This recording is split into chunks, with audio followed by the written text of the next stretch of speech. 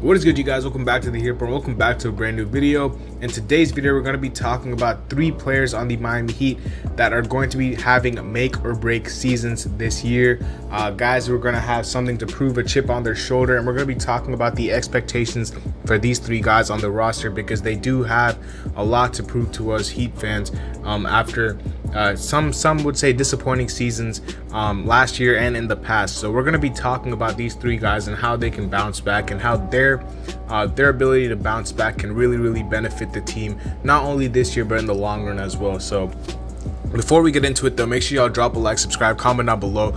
Also, give me your video suggestions, anything in the comment section. Please use it as frequently as often. And also, last but not least, hit up my Twitter, which will be the pinned comment and also the link in the description, so you guys will not want to miss that out. So let's get right into it, man. We're going to be talking about these 3 players. The first player we're going to be talking about is none other than Tyler Herro. Now, I did make some videos about Tyler in the past, so I want to keep this brief because you guys know my feelings about Tyler. I think he's a player with immense talent, and I think he's a guy that has been, criticized a lot in his second year, unfairly in my opinion, but it's just my opinion. I think that Tyler has been a guy who's been, a lot of people try to make jokes about him for the Harden situation, stuff like that. If you look at what Tyler did last season, a lot of people think he had, a sophomore slump, which, you can say he did based off his shooting percentages and efficiency and stuff like that. But if you look at counting stats itself, he did jump up in all statistical categories. So I don't think he had a bad season for a second-year player. I don't think the expectations that were set on him before his second season were realistic at all. A lot of people were expecting to be a guy that, I don't think he was ready to become. People expected him to become an all-star in his second year. Even the player comparison that was thrown out at him, Devin Booker, he wasn't, established in this league until his 3rd, 4th year, and that's where he started to, take a big jump. And I think Tyler, it was really unrealistic for people to ask Tyler to, step up from a guy who was coming off the bench averaging 13, 14 points per game and then be an all-star, like boom, in his second year. Like, that was something that was expected so much from not only Heat fans but NBA fans as well. And when that didn't happen, obviously people were disappointed. And that's why I'd say, for rookies and guys that are in their first year, second year, you just have to be patient with them because their games are not going to transform overnight. You're not going to have a progression in very short amount of time. It's going to take some time for these guys to develop. For some players it does happen very fast, but not everyone is like that.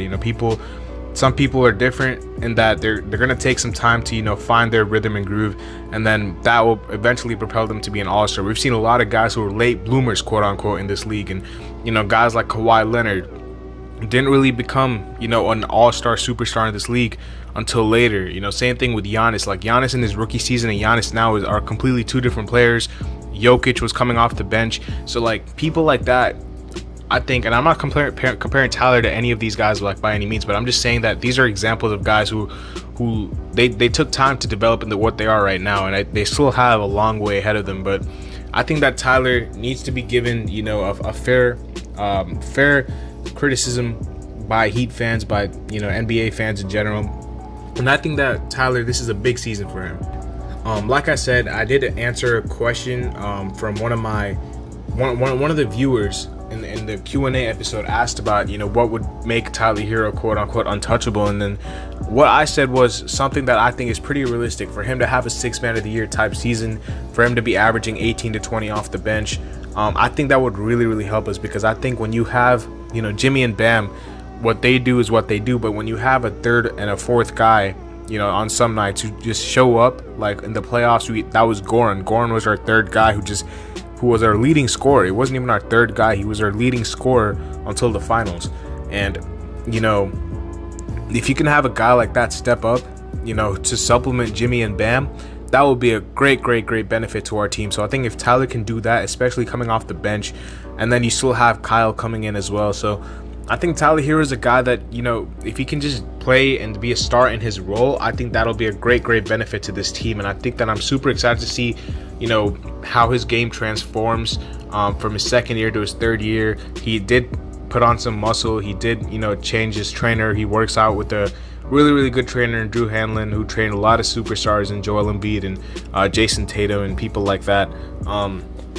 I think Tyler Heroes is a big season for him. I hope he really proves the doubters wrong, and he shows why, you know, that he believed in him, because I do think I'm not giving up on Tyler Herro. And it'd be stupid of me to do that after his second year. So that's what I have to say about Herro, man. Second player we're going to be talking about is Victor Oladipo. Now, Victor Oladipo, this is mainly because of his injury concerns. I do think that Victor Oladipo, you know, I remember Victor Oladipo coming out of Indiana. He was picked by the Magic, and then he went to, you know, the Thunder, the Pacers, and the Paul George trade. And I think that the Oladipo situation is very interesting, because I think that he is probably the guy, if he benefits, that's going to be the most help for our team, because the contract we paid him was very, I thought, worth it. You know, to pay a guy like of that talent a $2 million vet minimum, you know, and if it pays off, it pays off. If it doesn't, you know, you only spent $2 million. So I think it's a low risk, high reward deal, in my opinion, for Victor. And I think that if he can really come back, you know, we've seen the I'm pretty sure most of you guys have seen the reports from his doctor saying that, you know, the rehab is going really well. He expects Victor to come back as soon as November. So that would be a big boost for our team, especially because, you know, we didn't expect Victor to come back until February. So the fact that he can, you know, it's reported that he might be able to come back into the team by November, December. I think that's a huge boost for our team. And I think that if he can just be that Victor Oladipo that we saw in those 4 games, you know, he wasn't the Indiana Victor Oladipo, but if he's anything close to that, then I think we have a great shot. You know, someone even asked in the comment section below, like, what would you put the Heat's chance at winning a championship if Victor comes back, you know, the way he was before the injury? You know, I think we have to be up there with some of the favorites, because you have Kyle Lowry, Victor Oladipo, Jimmy, and Bam are all all-star caliber players. Plus, if you're accounting for Herro's 18 to 20 off the bench, the sharpshooting of Duncan, the ability for PJ Tucker and Markieff Morris to be glue guys.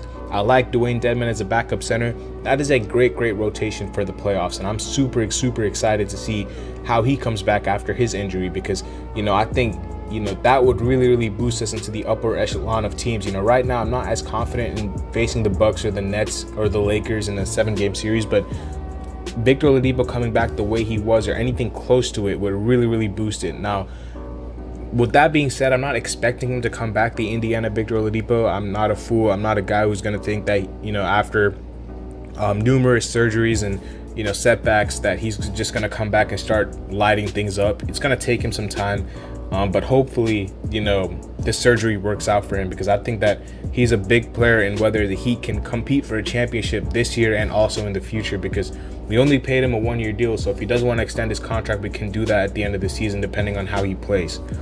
The last guy we're going to be talking about before we close out the video is a minor guy. He's not a guy that was really in the rotation the last couple of years, but I think that this is probably, you know, the definition of a make or break season, and that is for KZ Okpala, man. I think that KZ Okpala had a pretty rough summer league. Apart from the last game, he looked pretty good in the last game, but apart from that, he had a pretty rough summer league, in my opinion. As far as his shooting percentages, they were not good whatsoever. I think I've never seen a player whose defense and offense are so far apart, and that's what KZ Okpala's game is. And I think that his defense is really good, but his offense is just so behind what it needs to be. And I think that KZ Okpala, I think he's a guy that, you know, if he can just be the player that we expected him to be, and I think that KZ Okpala really needs to simplify his game, man. I think that we ask KZ Okpala to be too many things. I think that if he can just be a nice 3-and-D player, he doesn't have to do all this driving, kicking out, playmaking stuff. I know that's, you know, what he likes to do. He likes to handle the ball, which is why a lot of people have, you know, out of Stanford, they kind of look at him as like a bootleg version of a Giannis, because he likes to handle the ball, push the ball in transition. But all we need KZ Okpala to do is be a 3-and-D player, because that would be the biggest benefit for this team. You know, forget all the dribbling, penetrating, because he loses his footing, he loses balance half the time he does that.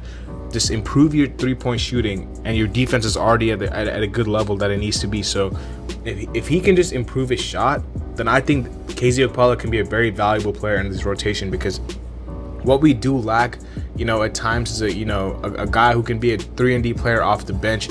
You know, our only 3-and-D player in our starting lineup is really PJ Tucker. Markieff Morris is an okay 3-and-D player, but I don't think his defense is as good as a lot of people think it is. I think his defense is average to below average.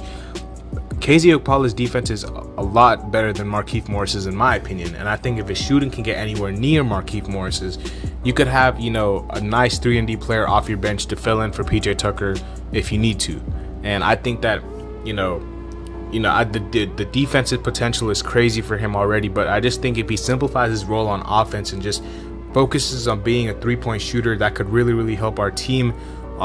He doesn't have to be handling the ball off the bench. We have guys like that to supplement him in that category. But if he can just be a nice 3-and-D player and simplify his role, I see a role for him on this team, and I see a spot for him on this team. If not, then I don't know how many chances you can give him, because it's been 2 years already. This is about to be his 3rd season, and he hasn't shown anything, in my opinion. So we'll see what happens with KZ Okpala, as well as the other 2 players, Tyler and Victor.